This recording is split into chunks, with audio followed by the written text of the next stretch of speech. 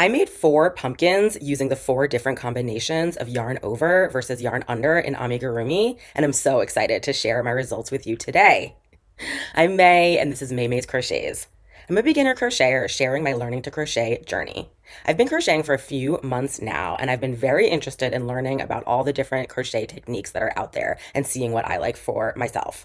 So, the one that keeps coming up again and again is yarn over versus yarn under for amigurumi. So, I actually have a previous video on my channel, which I will link to here, which are the results of my very first experiment with yarn over versus yarn under. For that experiment, I made the exact same project using the exact same yarn and the exact same hook and everything, one doing yarn over and one doing yarn over. That project was from a Woobles Learn to Crochet kit, and it was Bjorn the Narwhal. And so in that video, I show exactly how each of my 2 different Bjorns came out, one using yarn over and one using yarn under. And it was super interesting and such an interesting experience for me to learn. But I knew that there was going to be more experiments that I was going to want to do in the future. So here I am today back to share my next experiment. So let's talk a little bit about yarn over versus yarn under. So when you actually do a single crochet stitch, there are 2 parts to it. There's the first stitch when you push the crochet hook through and wrap the yarn around, and then there's a second stitch when you do again wrap the yarn around. And so for each of those, you can do a yarn over or a yarn under, depending on which way you're wrapping the yarn. And so because of that, there's really 4 combinations of possibilities between yarn over and yarn under. So there's yarn over, yarn over, yarn over, yarn under, yarn under, yarn over, or yarn under, yarn under. So for my last experiment, I did kind of what I think a lot of people consider sort of the standard yarn over and yarn under are, which are yarn over, or yarn under, yarn over. So for both of those, I did yarn over as my second stitch. I think some people, when they talk about yarn under, they're talking about doing yarn under, yarn over. And I think some people talk about doing yarn under, yarn under. I think both are reasonable possibilities. But for that experiment, I only really did 2 out of the 4 like combinations. And I knew at some point I was going to want to do all 4, the same project, using all 4 combinations to feel for myself what that's like and see how they come out, and actually do the combinations using yarn under as the second stitch. That was one thing. Another thing is that the Woobles yarn, it's their own brand of easy peasy yarn that's like this very stretchy, I think it's called a t-shirt yarn. The way that the stitches come out is just, it's a little bit non-standard, like the way that the actual project comes out. The yarn is stretchy, so the way that the stitches come out doesn't look exactly the same as a lot of other yarns. So I knew I was going to do yarn under experiments using sort of a more standard yarn at some point to see how they came out. And so, yeah, it's the fall. I had been wanting to make pumpkins, and actually doing pumpkins was a perfect opportunity to do this yarn over, yarn under experiment. I had been thinking, like, should I just make balls? Because that's the easiest way to really kind of do a really standard, like do increasing, do single crochet, do invisible decreasing, and exactly compare them side by side versus a more complicated project. Maybe it's a little harder to compare side by side, but I just felt like balls were like a little bit boring. I don't know. So when I started to look for pumpkin patterns for the fall, and I realized, well, pumpkin patterns in a lot of ways, there's different ones out there, but the one that I ended up going with is basically a ball. And then you wrap the yarn around in a way that like segments the segments of the pumpkin. So I thought, okay, this is the perfect opportunity to try my yarn over, yarn under experiments. It's like a ball, but it's a little bit more interesting. I want to make pumpkins anyway. And so here I am. I made 4 different pumpkins with the 4 various combinations of yarn over versus yarn under. I want to compare each one. So we're going to look at each one up close, really look at how the stitches came out. That's the part that I'm most interested in looking at, and also take a look at, or actually also talk about how the experience was for me of doing the crocheting, doing those different combinations of yarn over versus yarn under. We can compare them all at the end. And actually we're going to take a look at the actual mechanics of making the stitches and share some takeaways. So without further ado, let's get into it. So let me show you pumpkin number 1. I'm going to show you these in the order that I made them. Number 1 is yarn over, yarn over. And here is how it came out. So I will link to the pattern that I used for the pumpkin below in the description. This pattern is from DIY Fluffies. And yeah, it's very, again, like I said, it's a ball basically. It's a very standard ball. And then you wrap around, you can see there's like a yarn here. You can wrap the yarn around. You do it basically 6 times to kind of, and you pull tight to kind of make these segments. This was the first pumpkin that I made, and I think I didn't quite pull my segments quite tight enough, but I think it still looks great. Here's the top. And here is the bottom.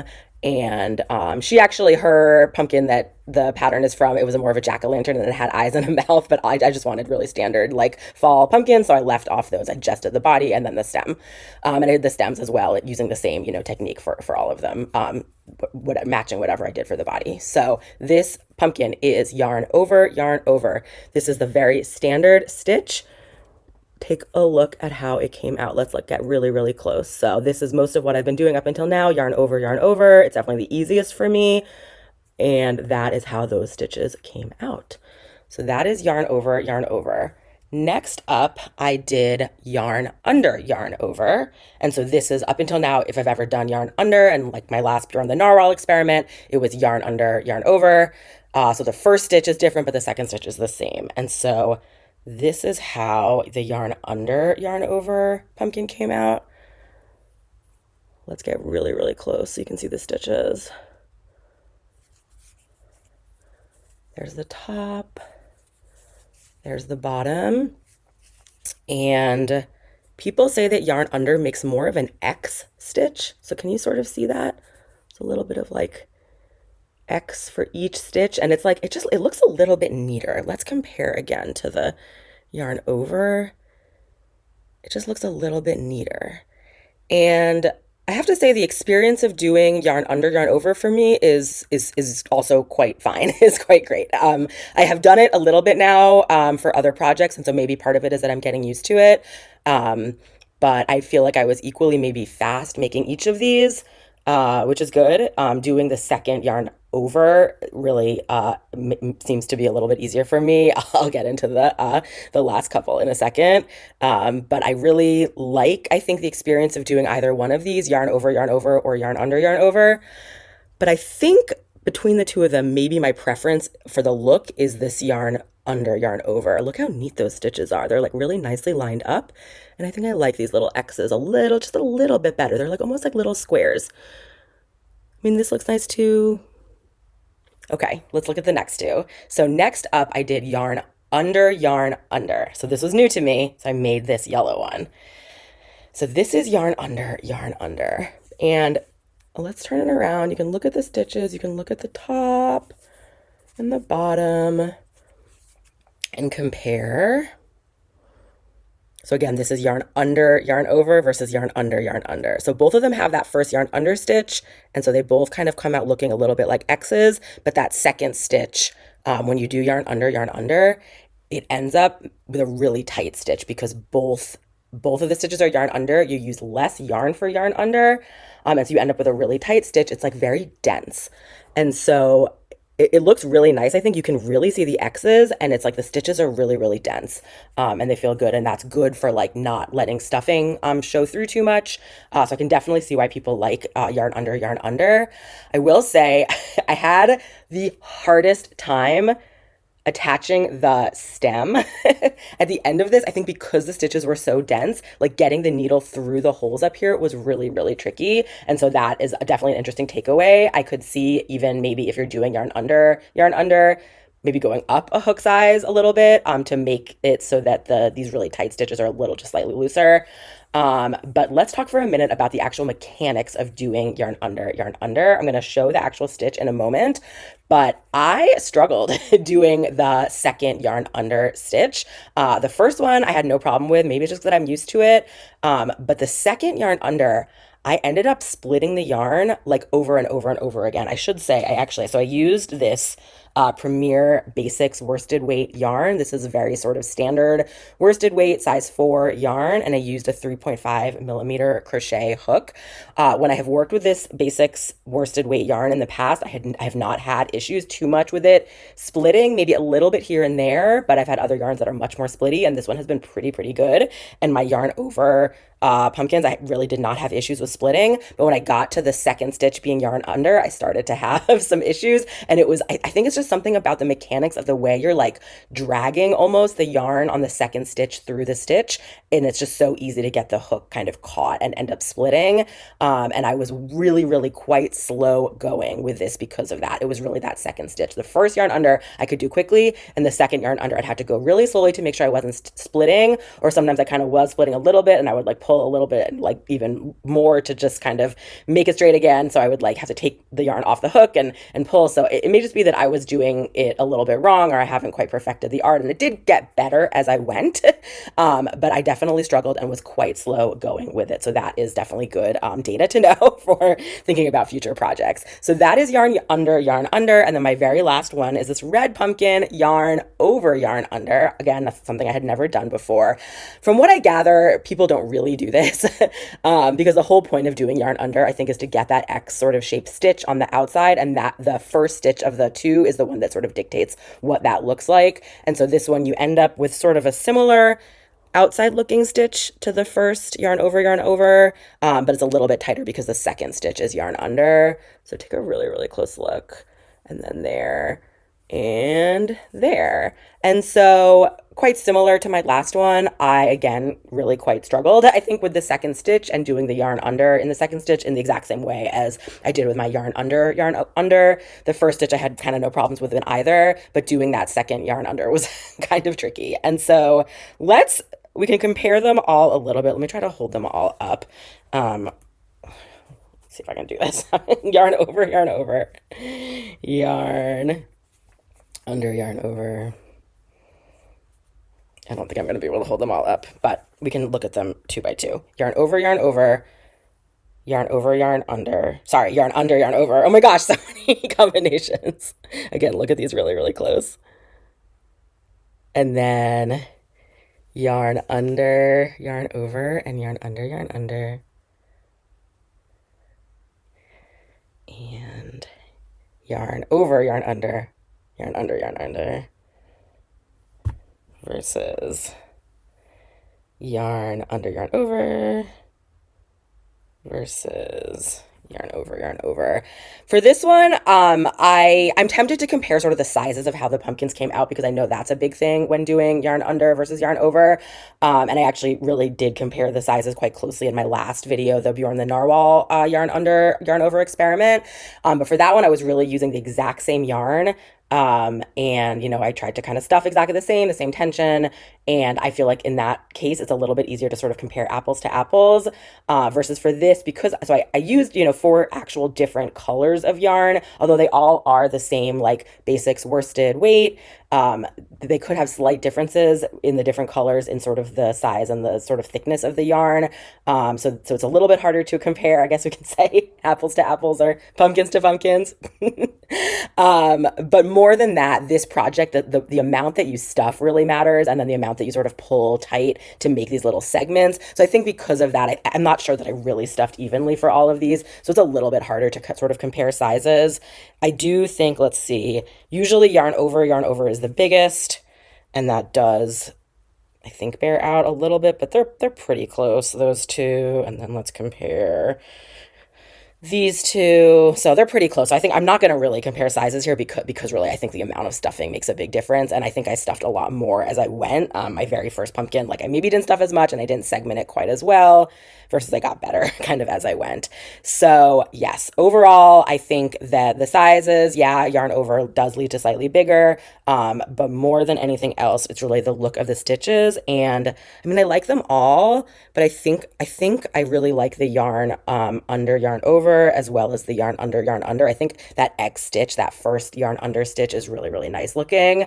But the mechanics of doing the second stitch as a yarn under was really hard, and so I'm feeling like I might not be likely to do it again. Maybe I just need to practice more. But let's actually look at the stitches. So let me try to show this really close up so you can see what I'm talking about with the yarn under, and the second stitch and why it's so hard. So a yarn over, you put the crochet hook under, yarn goes over, you pull under. It's very easy. Yarn over, perfect. So that's a yarn over, yarn over. Next up, let's look at a yarn under, yarn over. So let me go under. And so instead of pulling the yarn over, we're gonna pull the yarn under. And the way that I end up accomplishing this is I like turn my crochet hook in a spiral and I grab it and I pull through. So see how you're kind of dragging it? And then let's do yarn over.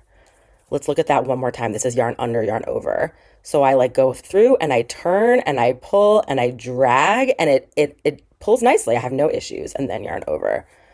So now let's look at yarn under, yarn under. So I'm going to go in, I'm going to do my turn and pull.